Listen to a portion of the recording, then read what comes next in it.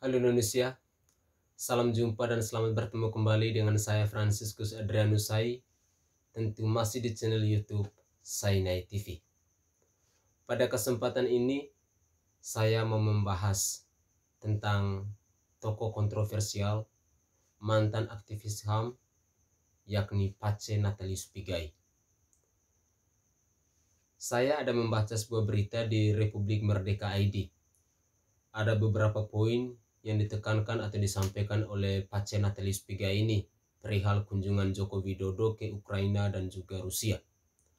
Pertama, Pigai mengatakan bahwa Jokowi tidak paham bahwa pesan dalam perang mesti tertulis.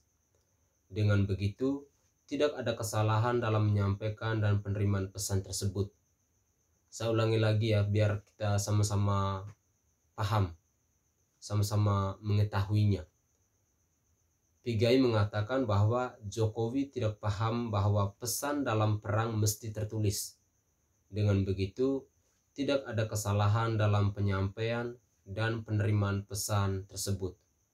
Lalu yang kedua, Pigai mengatakan bahwa Jokowi tidak bisa menjaga martabat Zelensky. Poin ketiga, Pigai mengatakan bahwa serangan Rusia tanda tidak dihargai. Tegasnya kepada kantor berita politik Republik Merdeka pada hari Minggu 3 Juli 2022. Tidak cukup sampai di situ. Mantan komisioner Komnas HAM itu juga menduga ada unsur bohong di dunia balik peristiwa kunjungan Jokowi ke Rusia dan Ukraina. Lalu dilanjutkan pada poin keempat, Pigai mengatakan bahwa baru pertama kali dalam sejarah seorang presiden dibantah. Lalu yang kelima, Jokowi gagal total. Dan yang keenam, Jokowi bikin malu. Tutupnya. Sahabat Sainai TV, dimanapun kalian berada. Pernyataan-pernyataan dari Natalius Pigai ini memang sangat kontroversial dengan apa yang kita saksikan. Sangat kontroversial dengan apa yang dilakukan oleh Jokowi. Kenapa saya sampai mengatakan seperti itu? Karena setiap statement kurang lebih ada 6 poin ini memang sangat bertolak belakang dengan fakta real yang terjadi. Poin pertama, Pigai mengatakan bahwa Jokowi tidak paham bahwa pesan dalam perang mesti tertulis. Saya rasa seorang Joko Widodo dia pahami benar. Dia tahu, dia punya persiapan sebelum dia mengunjungi Ukraina dan Rusia. Dia sudah menyiapkan visi dan misinya. Dia paham benar soal ini. Dan saya yakin ini mungkin hanya Pigai seorang diri yang tidak paham. Masa dengan seenak jidatnya dia mengatakan bahwa Jokowi tidak paham bahwa pesan dalam perang mesti tertulis. Saya rasa ini adalah pernyataan-pernyataan atau statement-statement konyol yang dilontarkan oleh Natalius Pigai ini. Natalius Pigai mungkin lagi mencari popularitas agar publik tetap mengenal bahwa Pigai adalah sosok yang kontroversial dalam kehidupan berbangsa dan bernegara ini. Tentu seorang Jokowi sebelum berangkat ke Jerman, ke Ukraina, ke Rusia, lalu balik dari Rusia menuju ke Arab Saudi, dalam kunjungan kenegaraan itu, saya merasa yakin bahwa Jokowi sudah menyiapkan segala sesuatu, menyiapkan segala agenda. Dan Jokowi tidak sebodoh seperti apa yang kamu ucapkan itu, Pigai. Itu yang pertama. Lalu ada pernyataan kedua, Pigai mengatakan bahwa Jokowi tidak bisa menjaga martabat Zelensky. Pernyataan ini cocoknya buat kamu, Pigai.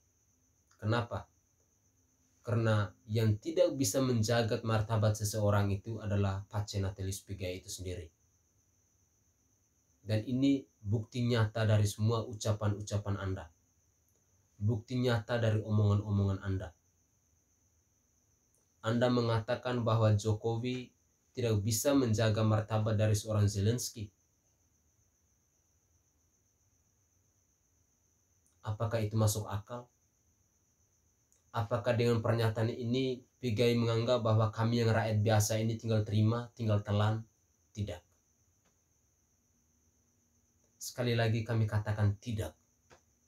Bagi saya ini adalah statement pernyataan sampah. Adalah bahasa-bahasa yang dikeluarkan karena rasa dendam, rasa iri, rasa sakit hati.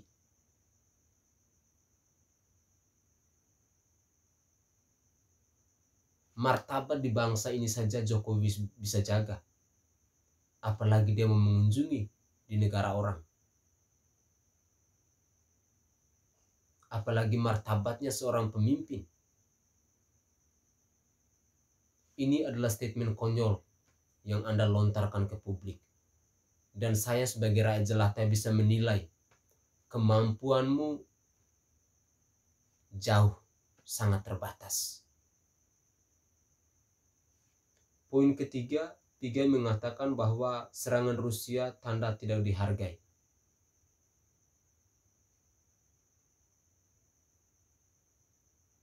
Itu statementnya dari Pigai. Setiap bahasa, setiap ucapan, setiap tutur kata yang dilontarkan kepada publik sangat ceplas-ceplos. Tidak menunjukkan kualitas dirinya. Tidak menunjukkan bahwa dia adalah mantan komisioner HAM, mantan aktivis HAM. Bahkan sampai saat ini pun Pigai masih bergelut di dunia HAM. Tapi dia tidak paham. Mungkin menjadi seorang aktivis HAM hanya karena faktor keberuntungan. Sehingga tutur kata, statement, cara berbicara, menyampaikan argumentasi tidak beralasan, sangat ceplas-ceplos. Bicara sesuka hati, bicara karena rasa benci, bicara karena rasa dendam, bicara mungkin karena tidak dipilih oleh Jokowi untuk menjadi salah satu menteri.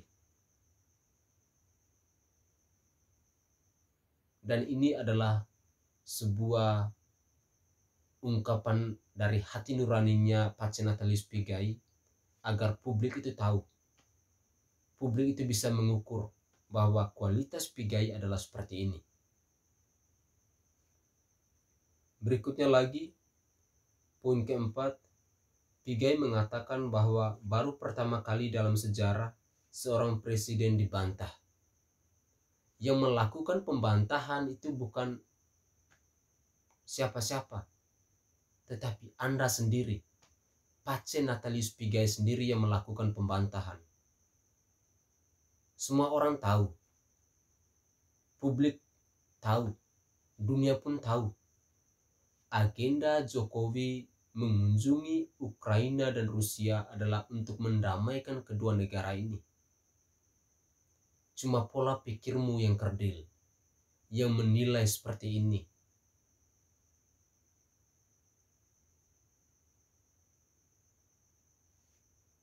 Benar-benar tidak beretika.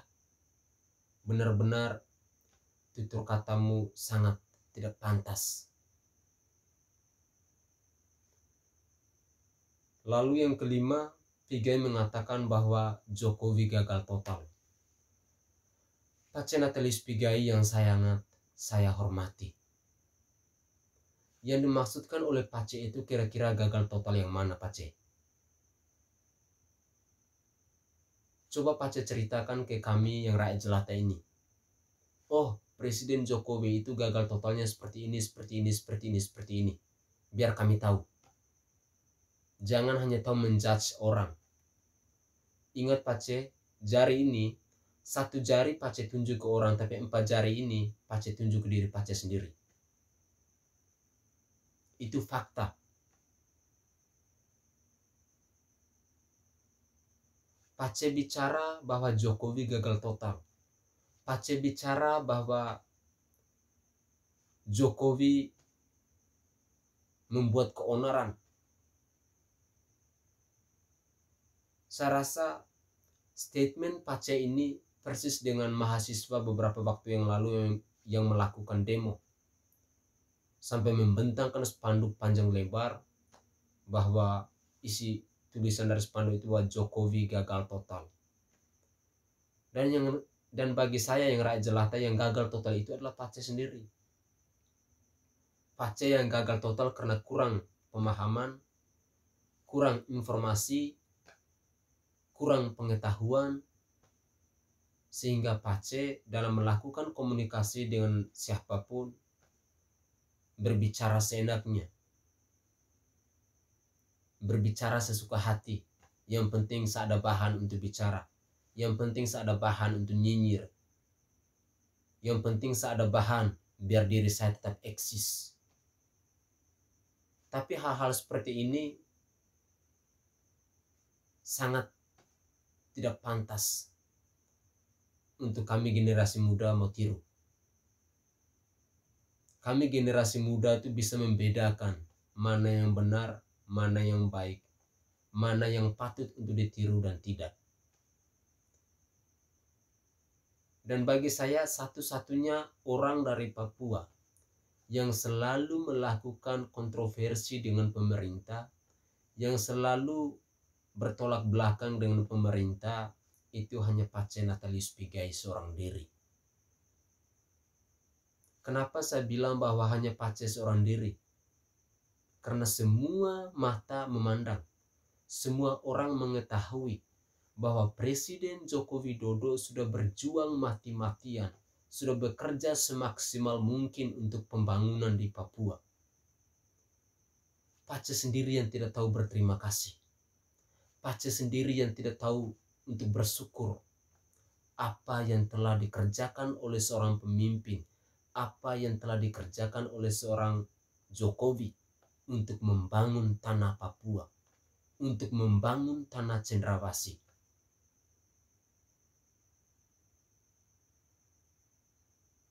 Saya kasihan sekali dengan pemahaman Pace ini. Dan ini bukan baru 1-2 kali Pace mengeluarkan statement-statement yang kontroversial, tetapi sudah sering kali dan berulang kali dan mungkin bahkan hampir sudah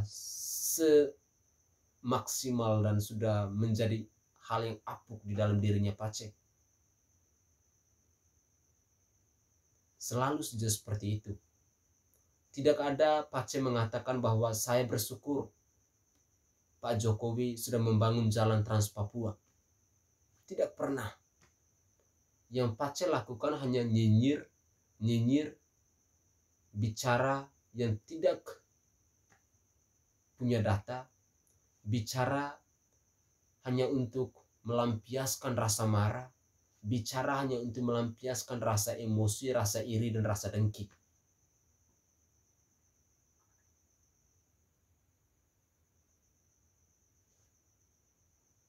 Lalu yang keenam, poin yang keenam yang disampaikan oleh Pigai ini bahwa bikin malu. Saya kasihan sekali dengan engkau Pace. Kasihan bukan dalam artian bahwa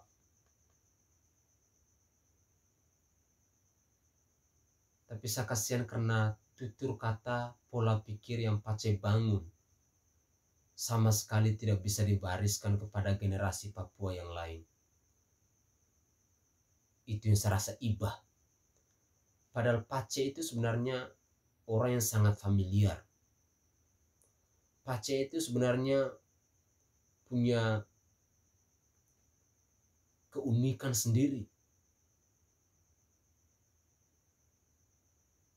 Pace itu semestinya menjadi panutan untuk anak-anak Papua maupun kami yang dari timur ini.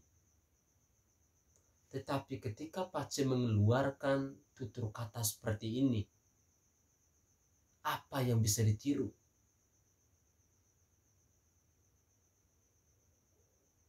Kasihan sekali.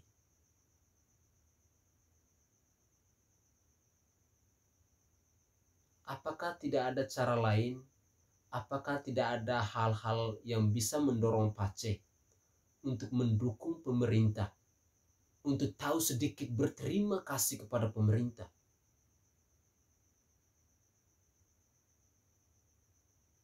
Apakah Pace tidak merasa bersyukur bahwa pembangunan di Papua itu luar biasa?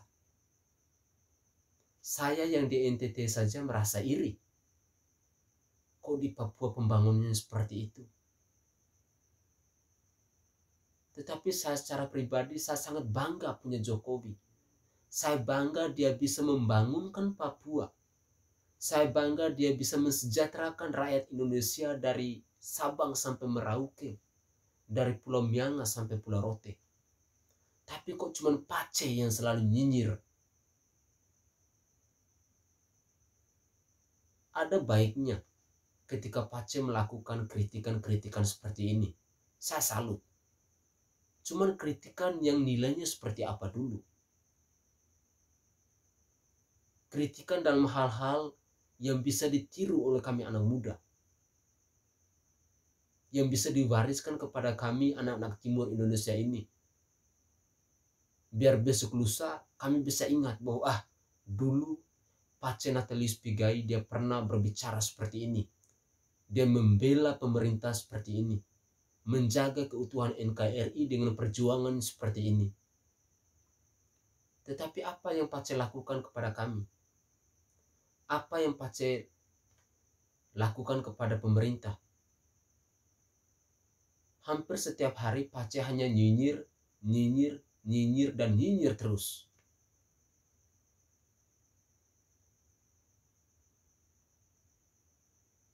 Cobalah untuk berubah. Cobalah mengajar kami, cobalah jadi guru kami, cobalah jadi pendamping kami. Bagaimana caranya untuk menjaga keutuhan NKRI ini? Bagaimana caranya untuk menjaga Undang-Undang Dasar 1945, Pancasila, dan Bhinneka Tunggal Ika?